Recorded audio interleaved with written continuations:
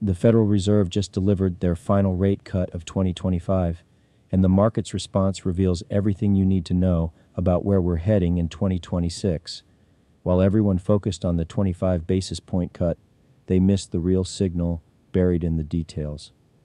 The most divided Fed vote in 6 years, bond yields rising despite rate cuts, and a rotation that's telling us this bull market is entering a completely different phase. I've been tracking these patterns for over a decade, and what happened this week is textbook late-cycle behavior that creates specific opportunities for disciplined investors. Most traders saw Wednesday's action as validation. The S&P briefly touched new highs, small caps hit records, and the Dow surged over 400 points. But here's what they're missing. This wasn't a growth acceleration signal. This was a defensive rotation disguised as optimism. The Fed delivered the cut, but their dot plot projected only one more cut in 2026.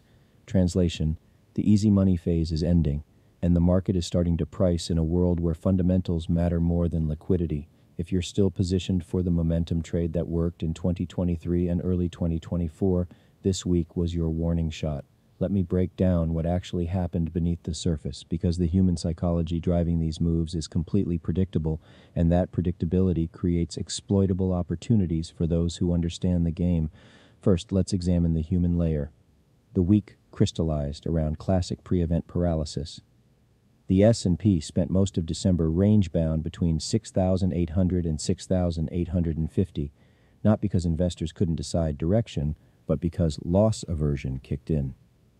The pain of being wrong before a binary Fed event outweighed the opportunity cost of sitting idle. This is textbook behavioral finance. When uncertainty peaks, humans freeze. But here's where it gets interesting. The Fed's 9-3 vote split revealed internal fracture. Some members wanted no cut, others wanted 50 basis points.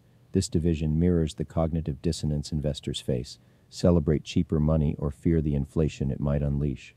The market chose celebration, but notice what rallied. The Russell 2000 hit records while the Nasdaq barely moved. Small caps benefit from lower rates due to higher debt loads.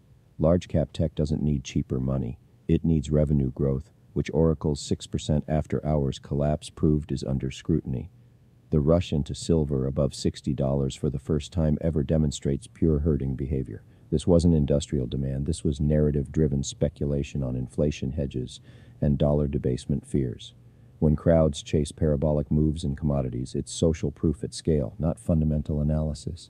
Now the system layer shows us how these psychological patterns create market inefficiencies. The Fed cut rates, but the 10-year Treasury yield jumped to 4.19%, a 3-month high. This disconnect is crucial. Bond markets are pricing in either persistent inflation or reduced future easing. When central banks ease but long-term rates rise, it signals that the term premium is reasserting itself. Investors are demanding higher compensation for duration risk. This creates a mathematical problem for equity valuations. Discount rates are rising even as the Fed cuts. The models that justified current multiples at 3.5% yields don't work at 4.2%. It's arithmetic, not opinion. The sector rotation tells the real story. Energy, healthcare, financials, and materials led while technology's 12-day winning streak ended. This isn't a new bull market. It's a defensive shift within an aging one.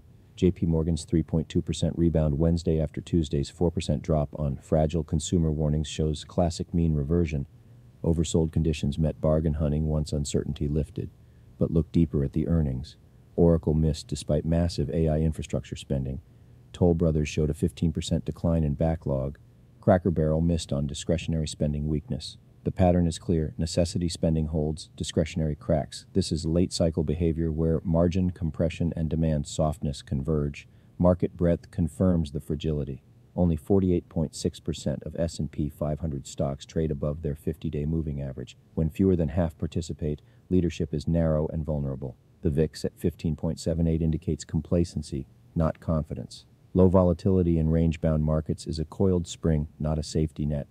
Here's the stoic approach to exploiting these patterns. The market demonstrated the discipline of waiting this week, and that's exactly what process-driven investors should continue doing. The range-bound behavior before the Fed decision wasn't indecision, it was prudence. Those who resisted chasing or panicking were rewarded with clarity. The Fed's message is simple. They're well-positioned to wait, and so should you. Rate cuts are not signals to lever up, but signals that the cycle is maturing. the Russell 2000's record close isn't a call to chase small caps, but recognition that value is rotating. When large caps stall, capital seeks opportunity elsewhere. Silver's parabolic move above $60 is a symptom, not a strategy.